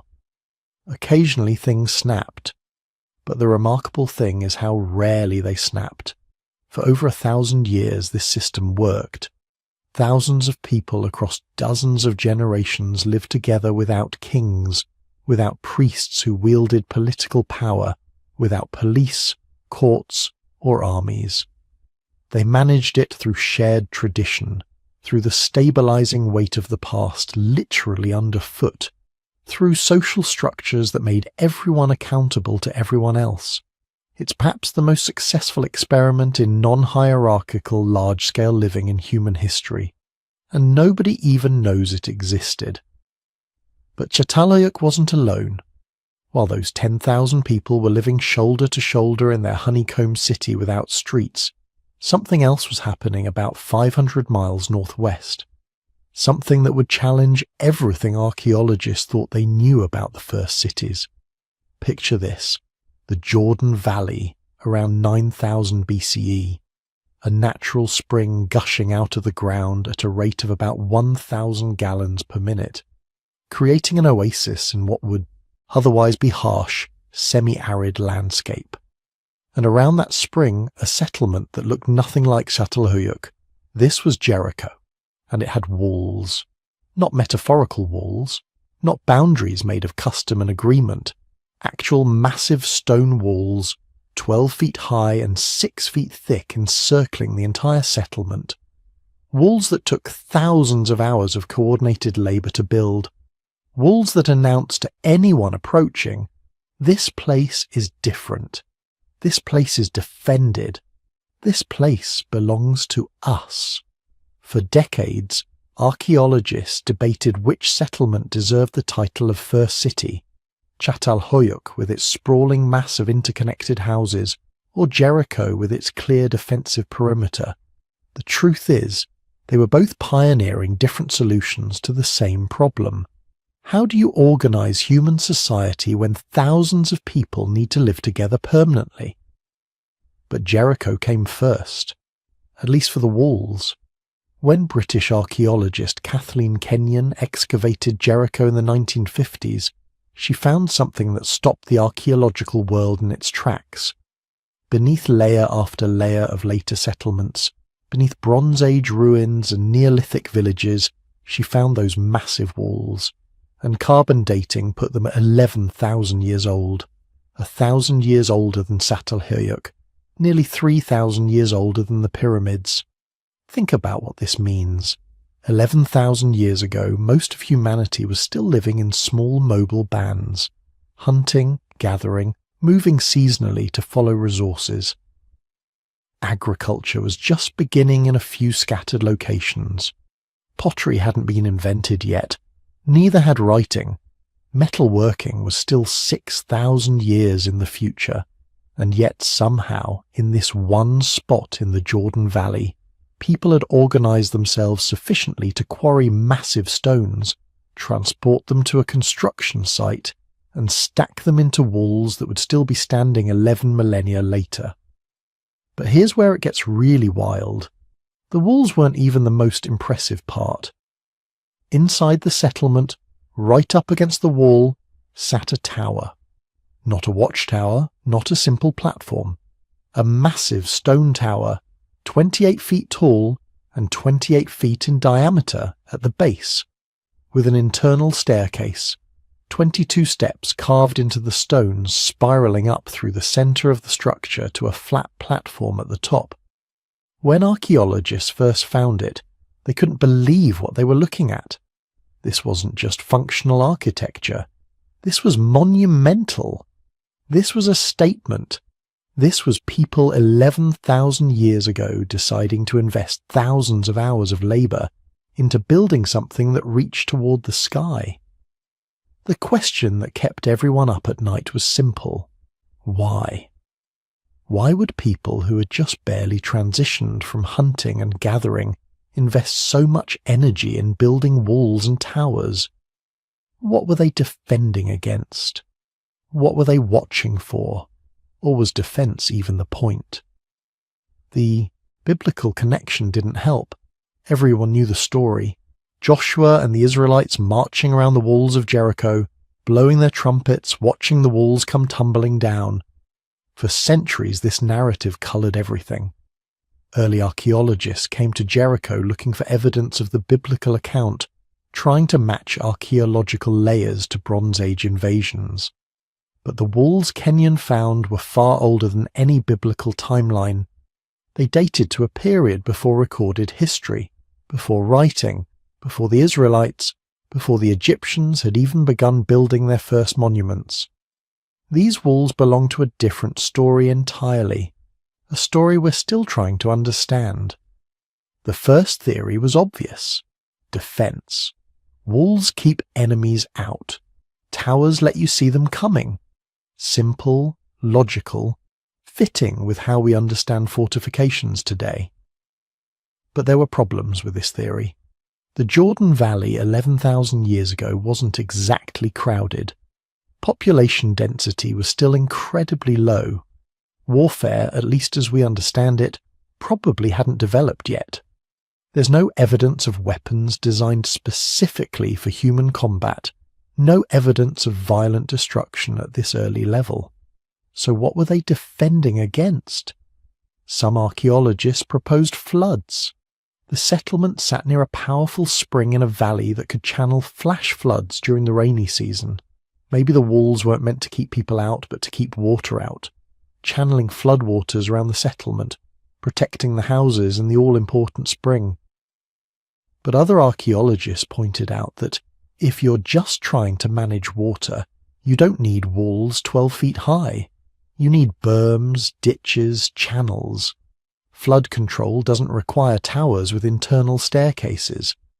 The latest theory is perhaps the most intriguing. The walls weren't functional at all. They were symbolic, a boundary between the civilized world inside and the wild world outside, a marker of identity, a way of saying we're not like those nomadic hunter-gatherers wandering through the valley. We are settled, we are permanent, we're different. And the tower? Some researchers think it was astronomical. Analysis of its orientation shows it aligned with the setting sun on the summer solstice, and on that day each year the shadow of a nearby mountain would have fallen directly onto the tower just as the sun set. Maybe it was a calendar, a way of marking the passage of seasons, or maybe it was ritual, a connection between the human-built tower and the natural mountain, between the community and the cosmos. We don't know. And there's something beautiful about that uncertainty, something that reminds us these were people with their own reasons, their own beliefs, their own logic that might have made perfect sense to them but remains mysterious to us 11,000 years later. What we do know is that life in Jericho was dramatically different from life in Çatalhöyük, where Çatalhöyük had no streets. Jericho had clear pathways between structures. Where Çatalhöyük had houses all at the same elevation, all pressed together, Jericho had distinct buildings with space between them. Where Çatalhöyük had no obvious public buildings, Jericho had that tower, that wall, structures that required community coordination to build and maintain. The houses were different too. Where Çatalhöyük's homes were entered through the roof, Jericho's houses had doors at ground level, opening onto those pathways. Where Çatalhöyük buried their dead under the floors, Jericho created dedicated burial areas, separating the living and the dead spatially. Even the economy seems to have been different. Çatalhöyük shows evidence of relatively egalitarian distribution of resources. Most houses were similar in size and contents, but Jericho shows hints of emerging hierarchy. Some structures were larger, better built, contained more valuable goods. Some burials were more elaborate than others. It's almost like they were running different experiments. Çatalhöyük testing, where the humans could live in extreme density, with minimal formal organization. Jericho testing, where the walls and boundaries and clear hierarchies could help organize urban life. And here's what's remarkable. Both experiments worked. Both settlements thrived for thousands of years. Jericho was continuously occupied for over 4,000 years at this early period. Çatalhöyük lasted about 1,400 years. Both eventually collapsed, but not because the basic model was flawed. Both proved that large-scale permanent settlement was possible. The population at early Jericho was smaller than Çatalhöyük, probably around 2,000 to 3,000 people at its peak. But it was still massive by the standards of the time, still required solving all the same basic problems: water management, waste disposal, food storage, conflict resolution. They just solved them differently. Jericho's economy was based heavily on trade. The settlement sat at a crossroads, a natural stopping point for anyone moving through the Jordan Valley. The spring provided reliable water. The walls provided security. And gradually Jericho became a trading hub, a place where nomadic groups could exchange goods, where obsidian from Anatolia met shells from the Red Sea, where ideas and technologies from across the Fertile Crescent mixed and merged. Archaeological evidence shows Jericho's residents were trading with communities hundreds of miles away. They had access to materials that didn't exist locally, technologies that had been developed elsewhere. They weren't isolated pioneers. They were connected, part of a broader network of early agricultural communities stretching from the Mediterranean to the Persian Gulf. And they were innovating. The tower itself represents a level of architectural sophistication that wouldn't be matched for millennia. The stonework shows planning, mathematics, engineering knowledge. Someone had to calculate load-bearing capacities, design the internal staircase, coordinate teams of workers. This wasn't just piling stones. This was construction in the modern sense. But perhaps the most interesting difference between Jericho and Çatalhöyük wasn't physical. It was psychological. The very existence of those walls suggests a different relationship with the outside world. Çatalhöyük had no walls, no defences, nothing separating inside from outside except the mass of the buildings themselves. This suggests either incredible security or incredible naivety. Either they had nothing to fear, or they hadn't yet learned to fear. Jericho's walls suggest the opposite, a consciousness of boundaries, of us versus them, of the need to mark territory and defend it. Whether those walls were built to keep out enemies, floods, or wild animals, they represent a mental shift, a recognition that the world outside contains threats that must be managed. This is one of the fundamental transformations that comes with settled life. Hunter-gatherers rarely build fortifications. They don't need to. If danger approaches, you move. But once you've invested years of labour into fields, houses and infrastructure, you can't just move. You have to defend. You have to draw lines. You have to say this is ours, and we will protect it. Jericho's walls might be the first physical manifestation of that transformation, the first time humans decided that a place was valuable enough to defend rather than abandon. And that decision, that shift from mobility to rootedness, from flexibility to investment, changed everything. It made cities possible. It made kingdoms possible. It made civilization possible. But it also made war possible, made territorial conflict inevitable, made the distinction between insider and outsider, citizen and stranger, us and them. Two experiments, two paths. Çatalhöyük without walls, trying to organize density through social bonds alone. Jericho with walls, using physical boundaries to define community. Both succeeded for thousands of years. Both eventually failed. Both left behind lessons we're still trying to decipher about how humans can live together in large numbers without destroying each other or themselves. But the question remained, why did either of them work at all? How did thousands of people, who had spent hundreds of thousands of years living in bands of 20 or 30, suddenly figure out how to cooperate at scales 100 times larger? The answer lies in what archaeologists found when they looked more carefully at how these early cities organized themselves socially. And what they found was surprising. Nothing lasts forever. Not empires, not civilizations, not even the first cities that changed what it meant to be human. Around 5,700 BCE, after nearly 2,000 years of continuous habitation, something began to go wrong at Çatalhöyük. The archaeological evidence tells a story of slow decline. Not catastrophic collapse, not sudden disaster, but a gradual unravelling that took generations to complete. The signs are subtle, but unmistakable. In the upper levels of the mound, the houses become smaller, less carefully constructed. The elaborate wall paintings that had covered interior rooms for millennia become simpler, then rare, then absent entirely. The burials show increasing signs of malnutrition and disease. Most tellingly, entire sections of the settlement stand empty. Houses left to crumble while their inhabitants moved elsewhere or simply disappeared. Within a few centuries, the city that had thrived for 2,000 years was abandoned completely. Its mud brick houses melted back into the earth, its streets filled with wind-blown dust. The hearth fires that had burned continuously for 60 generations went cold and stayed cold. By 5,600 BCE, Çatalhöyük was a ghost town, a 20-metre-tall mound of archaeological remains that would lie undisturbed for the next 7,000 years. So what happened? Why did humanity's first great urban experiment come to an end? The honest answer is that we don't know for certain. The people who abandoned Çatalhöyük left no written records explaining their decision. They simply packed up whatever they could carry and walked away.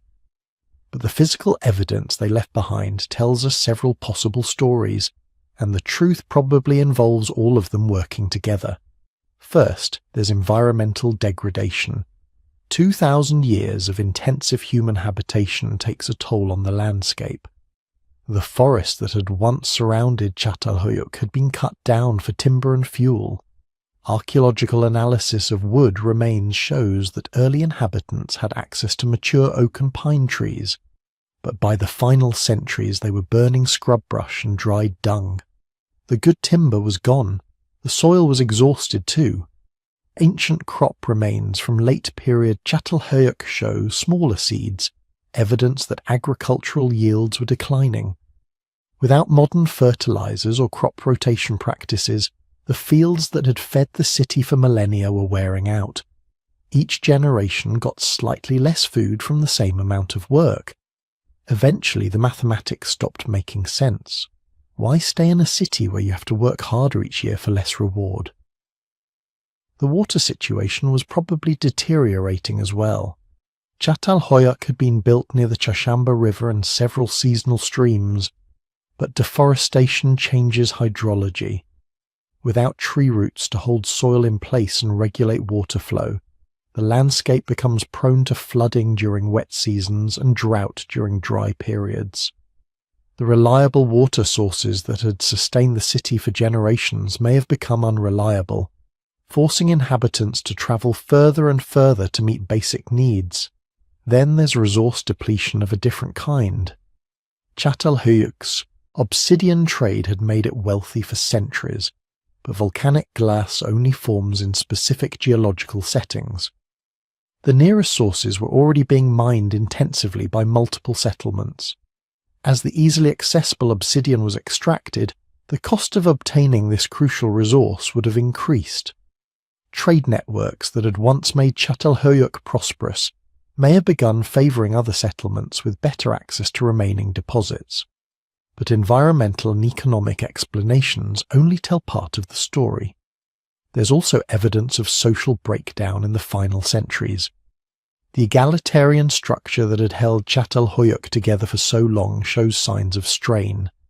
Some late-period burials contain significantly more grave goods than others, suggesting wealth inequality was increasing. The communal unity that had made living in such close quarters tolerable was fracturing. Disease may have played a role too. Dense urban living creates perfect conditions for infectious disease transmission. For 2 millennia, Çatalhöyük's inhabitants had maintained the delicate balance between population density and public health. But maybe that balance was becoming unsustainable. We know from skeletal evidence that disease burden increased in the later periods. Perhaps epidemics were becoming more frequent or more severe, convincing people that the urban experiment was no longer worth the risk. And there's one more possibility, perhaps the simplest and most human of all, better opportunities elsewhere.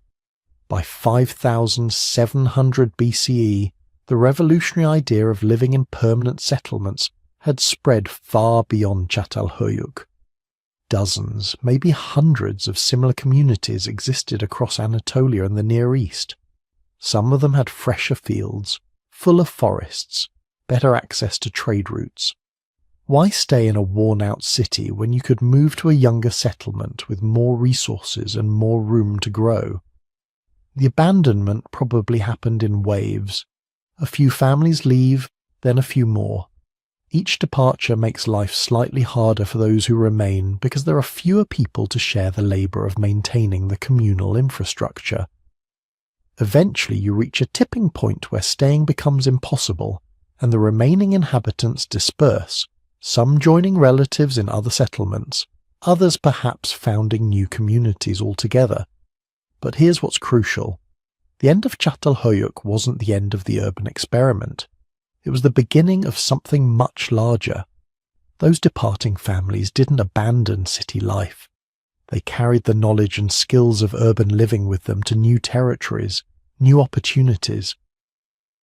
The archaeological record from the millennia following Çatalhöyük's decline shows an explosion of settlement founding across the Near East.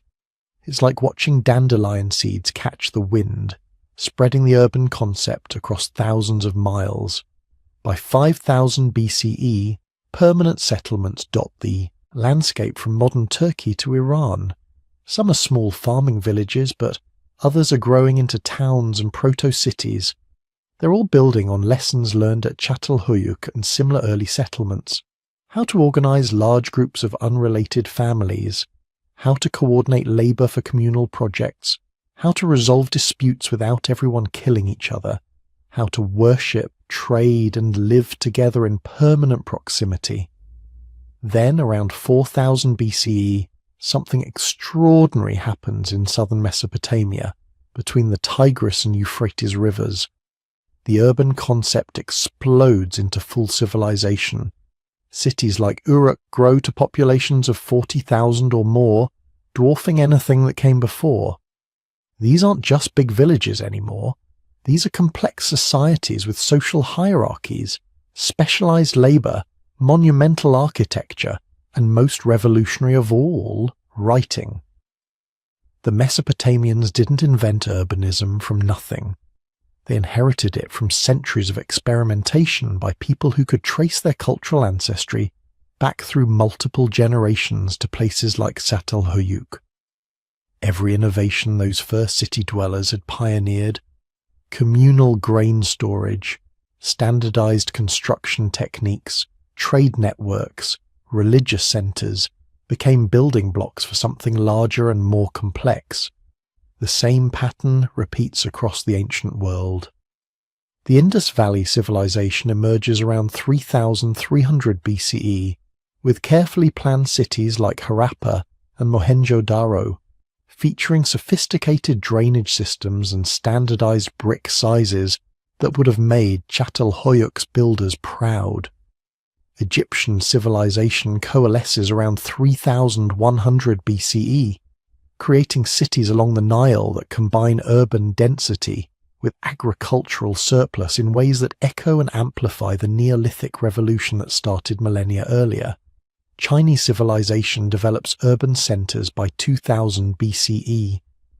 Mesoamerican cities rise in the centuries that follow.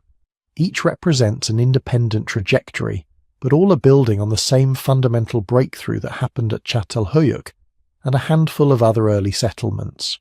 The realization that humans could live together permanently in large numbers, and that doing so provided advantages that outweighed the considerable costs. And those innovations born in the first cities, they're still with us. Every time you live in a building with shared walls, you're experiencing an architectural solution pioneered at Çatalhöyük. Every time you participate in community decision-making, you're engaging with social technologies developed to manage life in those early settlements. The concept of property ownership, of inherited wealth, of specialized labor, these all have roots in the Neolithic revolution that created the first cities. Even our religious and spiritual practices carry echoes of those painted walls and buried ancestors. The idea of sacred spaces within secular communities, of communal worship, of using art and ritual to create shared meaning. All of this was being worked out in the crowded houses of Çatalhöyük, while most of humanity still lived in small nomadic bands. But perhaps the most profound legacy is something less tangible, something that happened inside human consciousness itself. For millions of years, humans had seen themselves as part of nature, subject to its rhythms and whims, adapting to environments but not fundamentally changing them. The creation of permanent settlements represented a dramatic shift in that relationship. For the first time, humans were actively reshaping their environment on a large scale. They were cutting down forests, diverting water, transforming wild grasses into domesticated crops. They were building structures meant to last generations, accumulating possessions, planning for futures that extended beyond individual lifetimes. They were becoming, for better and worse, architects of their own world rather than simply inhabitants of it. This shift in consciousness is so complete that we struggle to imagine any other way of being. We are the inheritors of that Neolithic revolution, living in a world where nearly everything around us has been shaped by human hands and minds. Our cities, our agriculture, our technologies, even the climate itself bears the mark of human intervention. We look at wilderness and see resources to be managed. We look at problems and imagine engineering solutions. This mindset has given us antibiotics and airplanes, art and architecture, everything that makes modern life possible. But it's also given us environmental destruction, resource depletion, and the existential challenges of climate change. The same drive to control and reshape our environment that built Çatalhöyük has now transformed the entire planet. And that brings us to perhaps the most relevant lesson those first cities offer. They weren't sustainable forever. Despite lasting nearly 2,000 years, despite the ingenuity and determination of their inhabitants, Çatalhöyük eventually exhausted its environment and had to be abandoned. The first city dwellers learned this truth the hard way. You can't grow indefinitely in a finite landscape without consequences. Today, we face similar challenges on a vastly larger scale.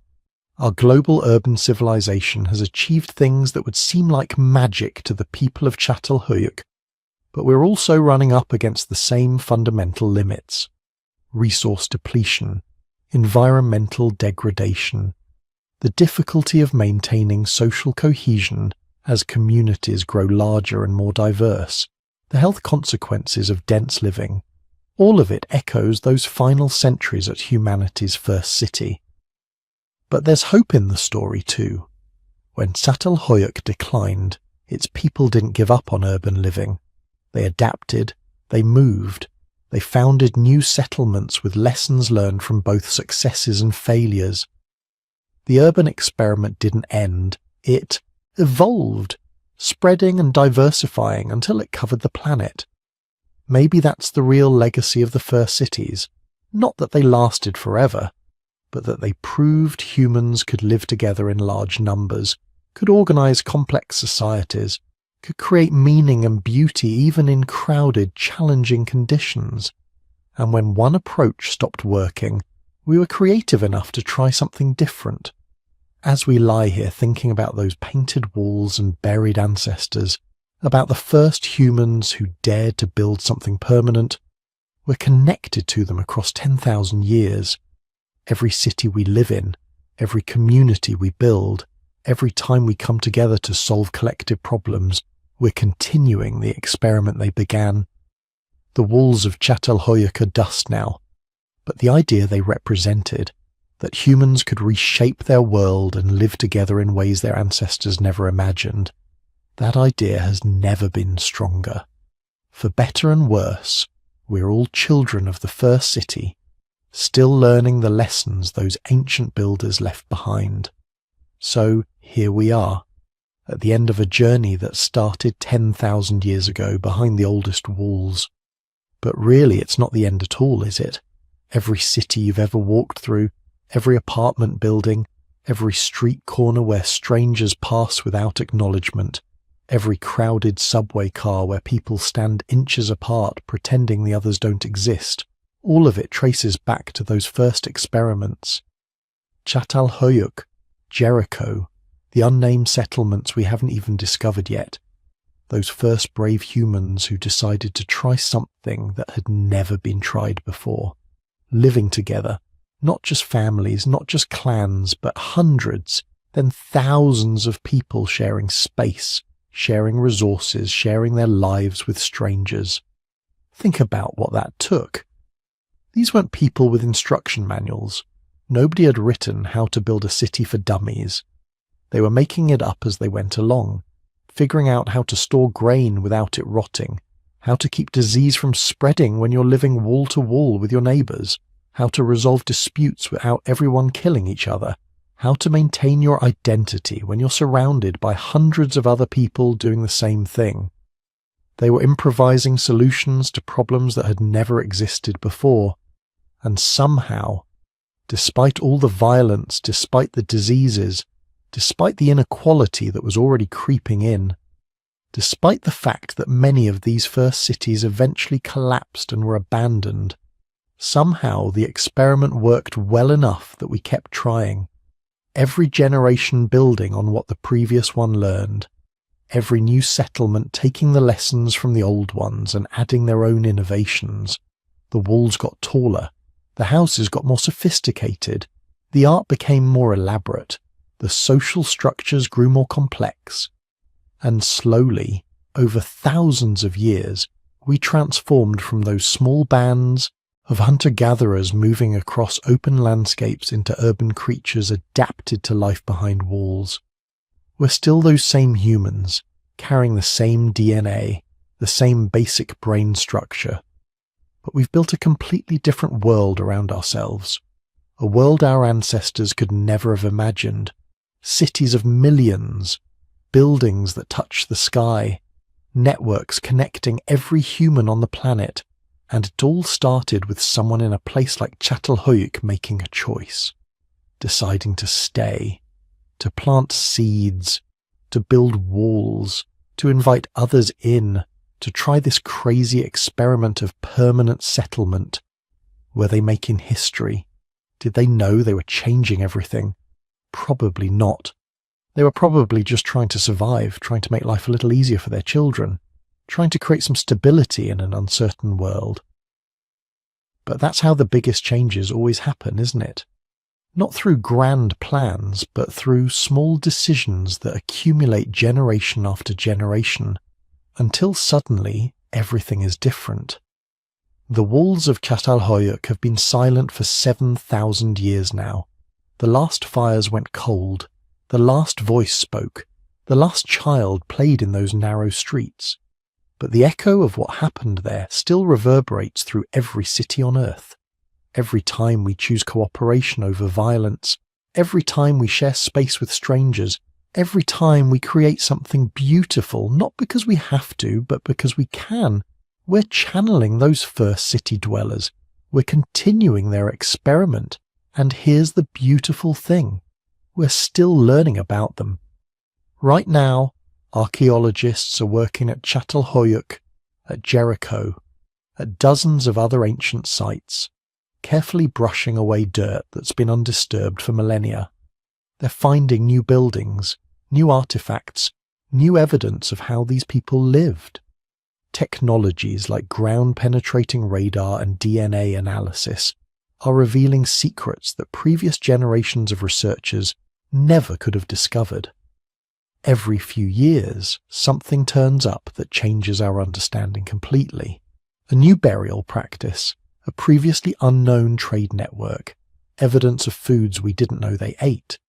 These ancient places aren't finished telling their stories, not even close. We're all descendants of that first urban gamble, all products of those experiments behind the oldest walls. The anxiety you feel in crowds, the comfort you take in private space, the way you navigate social hierarchies, the foods you crave, even the diseases you're susceptible to, all of it shaped by thousands of years of urban living that started in places like Çatalhöyük. We carry those first cities with us wherever we go. Thank you for joining me on this journey into deep human history, for spending this time exploring what life was really like behind the oldest walls. If you enjoyed this exploration, I'd be incredibly grateful if you'd hit that like button. It helps more people discover these stories. And if you have a moment, drop a comment letting me know where you're listening from. Are you in a modern city continuing the urban experiment, or somewhere quieter, closer to how our ancestors lived before the walls went up? I'd love to know. If you want to continue exploring human history with me, hit subscribe. There are so many more stories to tell, so many more mysteries to uncover. And if you'd like to support the channel and help create more content like this, there's a YouTube membership option with some extra perks. But no pressure. Just being here, listening, thinking about these ancient people and their lives, that's enough.